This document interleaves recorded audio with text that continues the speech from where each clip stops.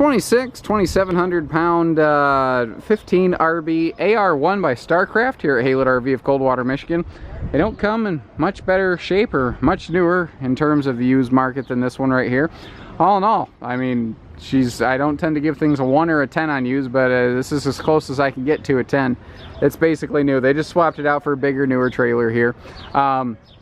Neat little upgrade, power awning on this, which is not usually found on these little micro campers.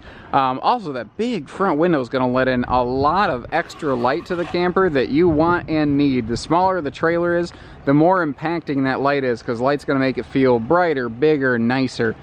This is the sister product to the J-Flight SLX that we carry here at Haylett RV. This, the J-Flights are the bigger name that people know. They're, you know, definitely more of them sold. But this is a very, very similar product. Not identical, though. Most of this is going to translate, but like this has a galvanized steel wheel well down here, so that if you experience a blowout going down the road, it's not going to have a steel belted radial busting up your trailer. You're going to have a shield there. This is a single rear hybrid, and that's the benefit of this floor plan. It's about a 16-foot box going down the road, so you're only towing maybe 19 foot behind you the whole time. Very easy lane changes, parks like a dream, and it's a narrow body camper. It's only 7.5 wide, so it's not wider than your vehicle. You can see around it, though I always recommend you get tow extension mirrors, guys. That's just a safety item, and you can never have too much safety.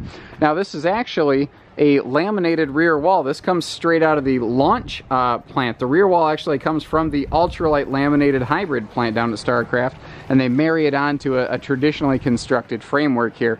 The end result is that we have about a 16-foot box going down the road, but we've got about a 20-foot camper when we reach our destination, because the floor plan is not occupied by a big bulky bed. So, you know, all of the sleeping quarters are off the floor plan. We've got a freestanding front dinette table here, so this thing can float around to, you know, be your picnic table outside, or if you're a big guy like me, you can kind of cheat the table if you need to. And again, those front windows just doing a bang-up job of getting it nice and bright and light in here. Good kitchenette. They do a shelf in the middle of their cabinet over here to double that storage space. This is your furnace down here, by the way. Pretty basic kitchen complement, but understand that if they went with bigger fixtures, you would lose your countertop space over here, and this is worth its weight in gold. The smaller the trailer, the more important this type of thing is, because there's less room for it. This is where your TV would go if you decide you want to put one into the camper. It does not look like the previous owners did.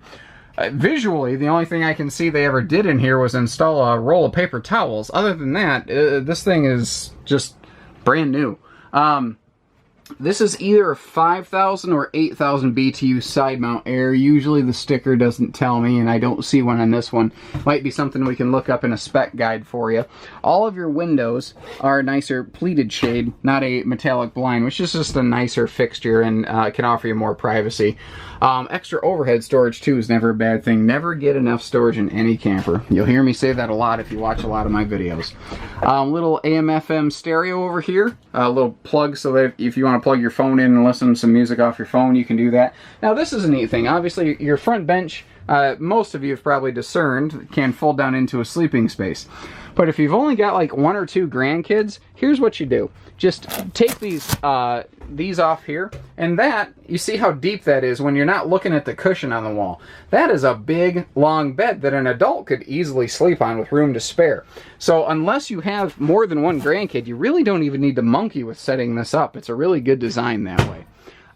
Access to, you know, the master sleeper in the back here. Now, what's neat is if you get to your campsite and it's raining outside, and a hybrid bed, I mean, can literally be set up in 30 seconds. It's not bad, but if you just don't want to do it, you can always just sleep on the table for the night. That is a nice little benefit of this floor plan. Refrigerator is gas and electric, by the way. Over here, this is a full, what's called dry bath, not a wet bath. That's where the toilet and the shower are separate. That's just going to give you a bigger, nicer facility here. And they've got a pretty big honking skylight in this little camper. And once again, this is a perfect little dry camping camper. If you don't always have park power available, this is an awesome little trailer to take out for a little weekend run around. A lot of these that people have actually purchased are people who already have like a big fifth wheel, but they don't want to have to haul a giant fifth wheel around just for a little weekend trip. Like they'll have a fifth wheel on a seasonal site and they just want a little weekend jet setter camper, that's what this is made for. And it's in fantastic shape. I know how this is built. These are among the best built little campers on the road. So give us a call, learn more. 800-256-5196, Haylett RV of Coldwater, Michigan. Take care, stay safe, have fun, happy camping, everyone.